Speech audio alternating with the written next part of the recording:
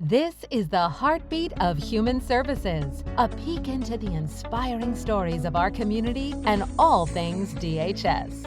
Join us. Hi, everybody. I'm your host, Janice Slagle, for the podcast, The Heartbeat of Human Services. And we're back again today with Sherry Willard from KCERA. And this is part 2 of our interview about what do I do if I want to retire? So we're answering questions that you all, our DHS friends, have asked. So before we keep going, though, Sherry, I want to know a little bit more about you. Yes. So I know you called your title something with benefits. Where's your title again? Yes, I am the Deputy Chief for the Member Services Division. Member Services Division. Okay, so Member Services, does it include more than KCERA, or is that mainly what that is? Member Services like everything? I don't know. Yeah, so KCERA, we have different divisions within KCERA. We have our IT, we have our finance, legal, and we have the member services. So I am in charge of the member services section. We do all of the, counseling, obviously member outreach. My staff processes all the retirements for our members when they get ready to retire, and all of the counseling. So if you have questions on your pension, you will speak with one of my team members. They're very nice to call when I call in. Yes. And Sherry, how many members are there? Do you know? We currently have over 20,000 total. Wow. And that includes our retirees. And it's split almost in half with our retiree membership and then our active reciprocal membership. Okay, so not everybody's a member unless they go on and join and all of that stuff. You wouldn't consider them a member until they log in, or when do you become a member? You're automatically a member once you've been appointed to a full-time position of 40 hours or more in a biweekly. Oh, okay. Yeah. All so right. Extra help, temporary, per diem, contract employees, they are not KCERA members. But that's helpful. Everyone else, that's permanent. A lot, once they have over that 40 plus hours and at biweekly, you are automatically entered into KCERA. Your very first paycheck, you won't be. It's the first full biweekly after. One of the things, we always tell members, you're going to notice your entry date and your hire date are reversed. Your hire date with the county and your entry date into KCERA are always going to be 2 separate dates. That's confusing to me too, but I know what you're talking about. Yes.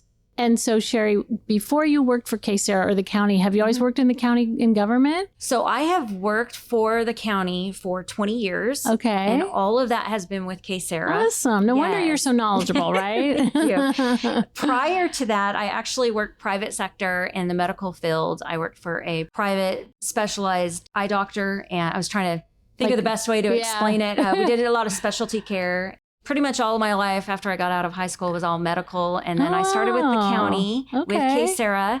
And I was actually hired to do the disability retirements. And I did that primarily for the first few years. And then started doing everything else. So. Wow. Well, I'm so thankful that you're here with the county and that you can help us understand retirement better. It's really important. It is. And even when people just start, it's just important to have a game plan, right? And very much. That's something that a lot of our staff, when we sent out the survey, they're like, I have no clue what to do. Where do I even start? As you said in our earlier episode, the first place to start is probably starting with KCERA and opening up logging in and starting that process, right? Yes. Registering for your member portal. Yes, register for that KCERA member portal. Go to our website. We have a lot of great information out on our website at kcera.org. And we just have a plethora of information out there. And for the staff that's confused, like you said earlier, they can call you too if they're like, I don't know what to do. Yes. Okay. That's absolutely great. Reach out to us. You can call us. You can send us an email. You can email us through the portal even. You can email us traditional, way. You have a lot of methods. Whatever works. We have lots of methods for sure. That's so important. So this has come up a couple times, this question. Can you explain what 3% at 60 or 1.62% at 65 means? Yes, this is very confusing for people. Yes. So the 3% at 60 and 1.62 at 65, that's your tier. Okay. So tier 1, which is employees who've been here a long time, myself and you, yes. We are in that tier 1 legacy, what we call it, 3% at 60. For employees hired later on, and off the top of my head, I'm forgetting the start date of that, so forgive me. They're in tier 2, and that is the 1.62 at 65. And before you go on, the percentage refers to how much of your income you will be getting. So 3% of 60 means my salary at 60, or what does that mean? 3%. So Sorry. When you get ready to retire, your total years of service, if you are age for tier 1 people, the 3% at 60, if you are age 60 at the 60 or older at the time you retire, you are going to get 3% for every year that you have with KCERA. So if you've got 20 years of service and you're 60 and you're retiring, you're going to get 3% for each of those 20 years. So you'll have 60% of whatever your final average salary calculates out to. Okay. Also for the 1.62, the same scenario. Same idea. Yeah. Okay. If you retire at 65 or older, you're going to get 1.62% for every year that you have on deposit with KCERA. Now, that doesn't mean that you can't retire until 60 or you can't retire until 65. You can retire. The earliest age anyone can retire is minimum age 50, 10 years of service credit. So as long as you've got your 10 years of service credit, whether you've physically worked that whole 10 years or you've worked it and then you've purchased your extra help time and leaves of absence, and you've got a couple of years of reciprocity thrown in there as well. As long as you've got that 10 years of service credit and your minimum age 50, you can go ahead and retire. However, the percentage is going to be less than that 3% or that 1.62 at 65. Okay. So some people may come from other jobs and they have other pensions. And so they just want to work here 10 years. That may be those kinds of people, right? Those are the two, for general members, tiers. those are the two basic tiers. Okay. You're either going to be, that tier 1 or you're going to be tier 2. And that's all based on when you got hired. Yes. Right. Okay. So if you were hired October 27th of 07 forward, you're going to be a tier 2 employee. Okay. And I'm not sure if this is the right time, but our staff have asked about that a lot. And so we talked a little bit about how those who are tier 2, the good thing is that if you opt for deferred comp, the county, what do they call it? It's the match. Yes. The match. That's right. Yes. So the county adds 6% of what you put in. Is that what you said? So yes. Yeah. So for tier 2 employees, so even though you are at a lower tier, you're at the 1.62% than what tier 1 employees are, the difference is that tier 2 employees get a 6% match into deferred comp, and that 6% it's the premium pay that you see on your paychecks.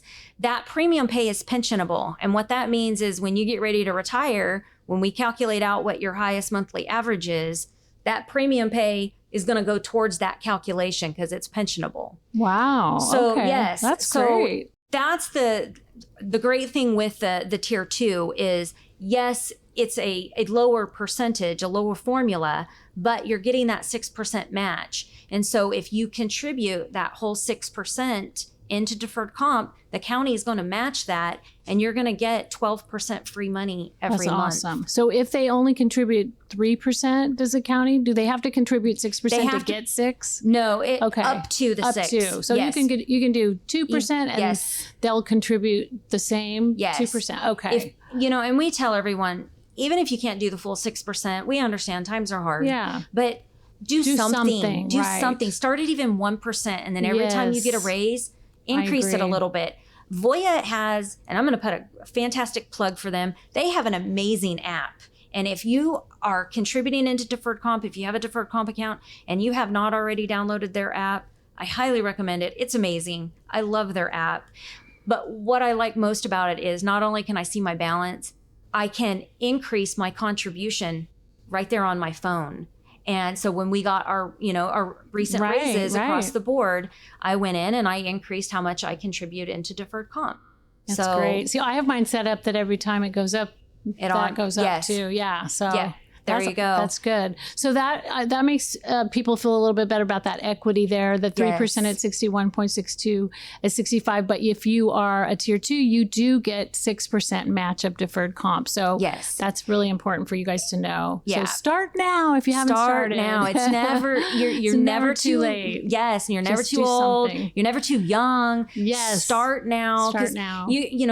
You start now and you even do just a small amount, you can increase it. And by the time you get ready to retire, you've got that built up to a fantastic amount. Yes. But also, it's coming out pre-tax. So you may only contribute $25, but your check is only going to be maybe $20 difference. Yes, that's important. It's huge. different. Yes. Yeah. And the other thing too is that, talking about the difference between the two, the contribution that, that you and I pay for being a tier 1 member, we pay a higher contribution rate. So we're paying more into KCERA. Yes. Whereas those who are tier 2, they actually have a lower contribution rate because they have a lower formula. Right. So they're actually paying a lower contribution rate as well. So there are differences between the two, but the greatest one is that match. That's Take a great advantage match. of the match. Start now, all you Start newbies. now. Yes.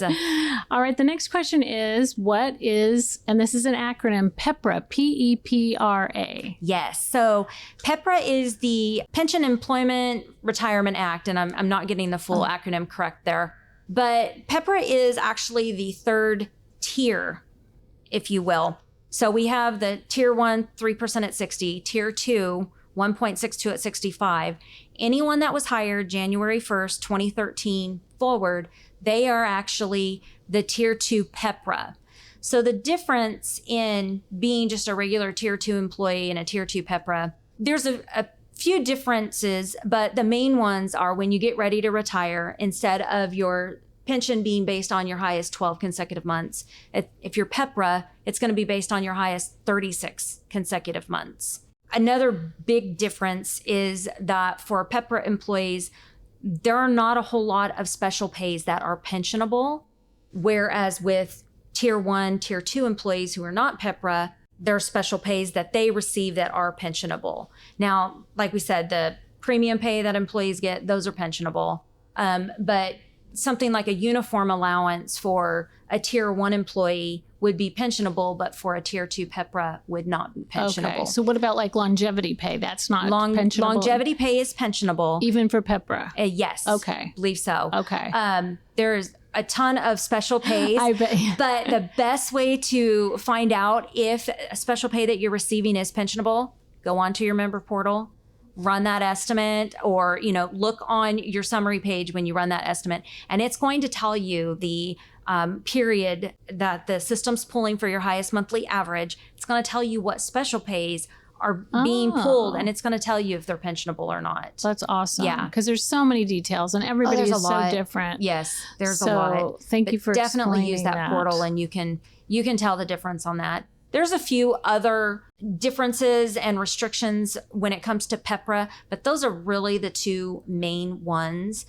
For more information on it, I definitely recommend just go out to the website, and you can just type it in, PEPRA, or you can call our office. Staff would be more than happy to go into that. Perfect.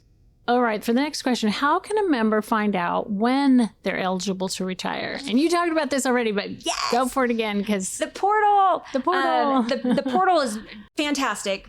You can go in when you run that estimate, and it will default to your first eligible retirement date. So you can use that date. That will tell you. You can also contact our office. Staff would be more than happy to, look at that for you and let you know when your first eligible date would be. But most definitely utilizing that portal. You said 10 years and 50 years old, but let's say I start working here when I'm 50. Mm-hmm. So, or let's say somebody starts in their 45 and they still have to work 10 years before they can retire? Yes, okay. Minimum 10 years minimum of service 10 credit. Years and minimum 50. Minimum 50. Okay, so got that you. person, if they started at 45, at 55, they would be eligible. They would be eligible to retire. Now, that's obviously as long as they didn't have any leaves of absence without pay in there. But if they did, especially if it was a medical leave of absence, purchase your time, buy that time back, and then you'll be back on track. What does a member need to do when they're ready to retire? Well, first run that estimate in the portal, first and foremost. How much you're going to get. Confirm that date's going to work for you if that's the date you're wanting to nail down. I highly recommend for members to go out to our website or go out to our YouTube channel. We have our own library. We have lots of videos out there, and Jeremy is constantly, building that library up for us. Watch one of our videos. We have our End of Career seminar recorded, and it's out on our website and out on our YouTube channel. Attend our End of Career seminar. If you're within 3 years or less of retiring, then you can attend one of our end of career seminars. We have one coming up in the end of September. And that's all on the website too, right? We will do, a live stream of that as well. Okay. And so members can watch it live stream as well as attending it, one or the other.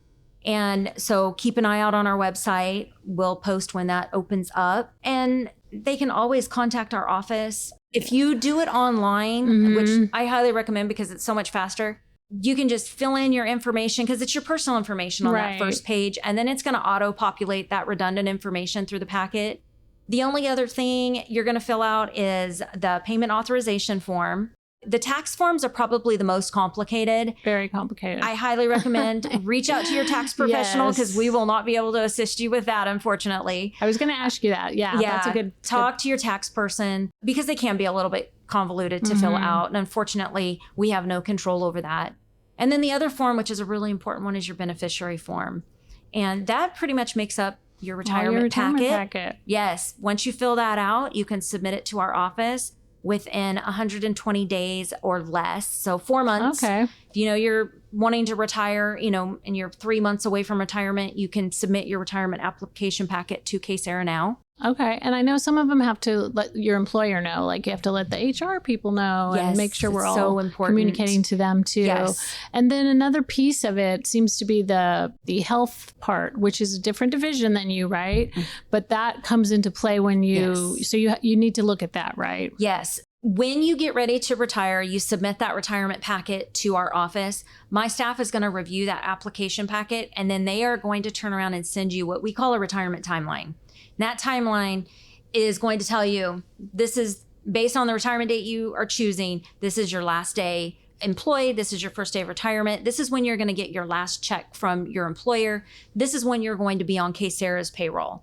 And then in addition to that, they're going to list out, you need to make sure that you contact deferred comp if you have, funds with them. If you're going to do a rollover, you need to contact them. If you are going to sign up for county health insurance, you need to contact health benefits. And so there's all different things on that list that they're going to provide to you. It's a fantastic, timeline. But yes, you most definitely, if you're going to purchase or join the county's health insurance plan, you want to make sure that you contact them. I recommend always prior to the retirement date, at least 30 days prior. Same with your employer. Contact your employer because one of the things a lot of people don't realize, because you know how it is. Some people, they're done. I don't want all the frills. I don't want to party. I want to leave. I want to quietly go out the back door and nobody see, and I'm done. However, you do have to tell your payroll clerk or whomever does your payroll, your change of employee status forms, because they have to complete that change of employee status form that takes you from active to retired. If they don't get that generated timely, it doesn't upload to KCERA and you don't get to go on our payroll. Oh, and so if that doesn't get uploaded timely, we can't get you on payroll and it's going to delay you getting paid. Yeah, that's important. And then another change is that you go from getting 2 checks a month to 1 check a month, right? Okay. Yes. KCERA pension is once a month. And direct deposit, and it's always on the last business day of the month. Good to know. So people have to just kind of plan in their head. Okay, got to do that. Get ready for that, for sure. Yes. What happens to our accruals at retirement? Can they be traded in or go towards retirement? So like vacation or sick time, right? Yes. So unfortunately, no, you cannot trade your hours in to go to your retirement or to your increase your years of service or anything like that. But you can get cashed out for your accruals. That would all be handled, between your employer and the auditor's office. If you choose that payout, just keep in mind, taxes. You're going to get hit with a supplemental tax, and it's probably about 40%. Yes. It's hefty. One way to avoid that is if you've got a lot of accruals, roll them into deferred comp. Yes.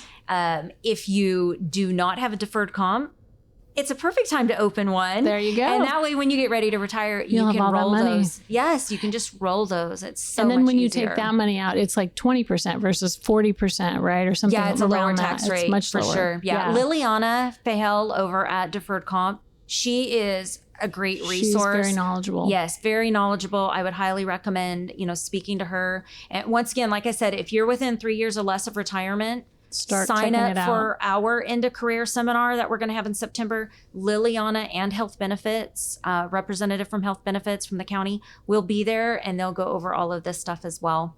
So you can roll over your sick leave or your vacation accruals into your deferred comp. Yes, all of it, even your comp time, you can roll all of it. You can roll it all in, and that's really good to know. Yes. One of the other things, sorry, I'm going to cut you off. Go ahead. One of the other things that you can do with just your vacation time only, the technical term is terminal vacation. I don't like that either. I hate that term. I do too. It sounds so final. It's like you're going to retire, but you're terminal. It's done. I call it transitional. That's better.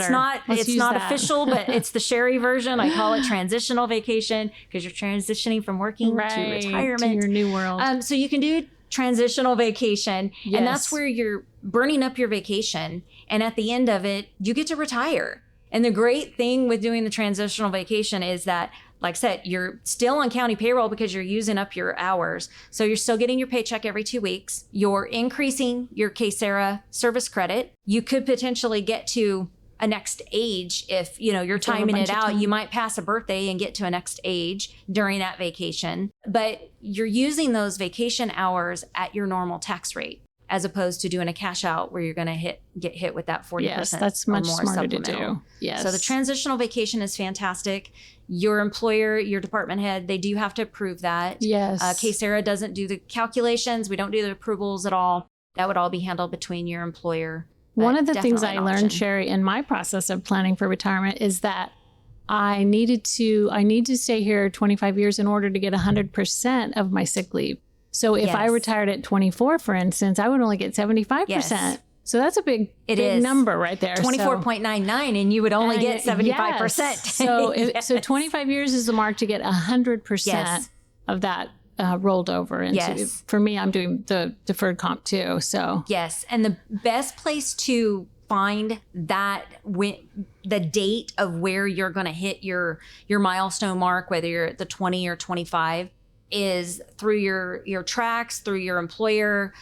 They can look that up for you. If you are in tracks, you should be able to locate that information. It's going to be your seniority. It'll be your vacation, sick leave, seniority date. And you should be able to find that in your tracks. If not, I think it even shows up on I don't know if you guys have employee information system, which is part of our, it shows up there too. Oh, perfect. So there you go. That's a key point though. Yes, definitely. 25 years is kind of a milestone in a few areas I've noticed. It is.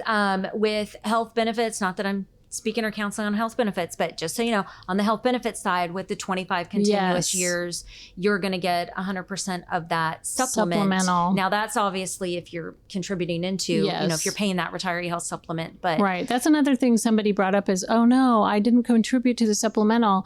Can they decide all of a sudden they want to if they don't? I don't believe so, but that would be a health benefits question. I would definitely contact health benefits, and even on if you want to find out more on what percentage of that supplement you would be entitled to. If you weren't at the 25 years and you were only at 23 continuous years, how much would you get? Contact health benefits. They should be able to answer all that. But it should be in the county employee handbook as well. You should be able to find it out there too. Sometimes you don't even know what to ask. Oh, I know. You're it's just so like, hard. I don't know. And then you find things out as you go. So the next question is, does Social Security affect our pension? It does not. So as county employees, I know. So as county employees, you do contribute to, Social Security. You are integrated with Social Security through KCERA. So there is a small integration factor that is taken into account when you retire. That integration factor is applied. And what that means, it's a small $161 that's basically taken off the top of your final compensation amount. And the reason why is that integrates you, continues to keep you integrated, if you will, with Social Security. So when you reach that age, whether you start at 62 or you wait till 65 or you go to the max at 70, whatever the case be for you, you can draw your Social Security without it being reduced because of the pension you're getting from KCERA. So if you did not have that integration, like the school teachers, they aren't integrated, so they don't get to have both. Okay. So with KCERA, we keep you integrated, and that way when you get down to drawing your Social Security, you're going to get whatever you're entitled to from Social Security in addition to your KCERA pension. Neither one's going to be reduced or offset by the other. But you still have to apply for that completely separately. Yeah, absolutely. Have to apply for it separately. And they're separate checks and everything. Separate checks. So that $162 is a one-time thing? Right. So what we do is whatever your final compensation calculates out to, let's say for you, it's the highest 12 consecutive months. There's that one-time integration factor. And when I say one time, we take the 161 comes off of that average, and now this is what your final compensation is that your pension's going to be based on. I see. Okay. Yeah. Okay. And so that way, that's helpful. You're continually integrated, and you can draw that Social Security. Okay. When you get to that point, yes, awesome. It really is. The integration is a fantastic thing because I've seen over the years, I've seen so many people with, we have some special districts that we administer the retirement for.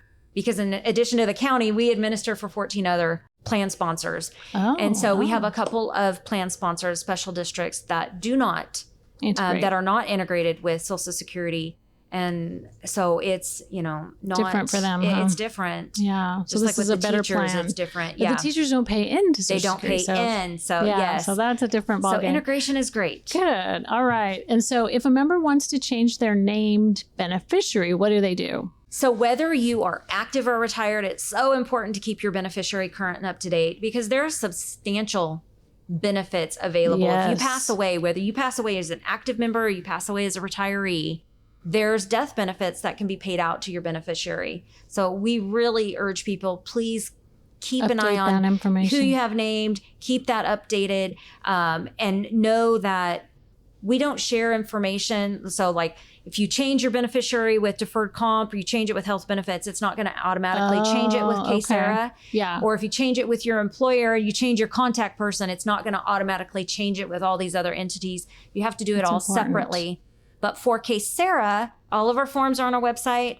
You just need to fill out the beneficiary change form, and you can see who your current beneficiary is by logging into your member portal.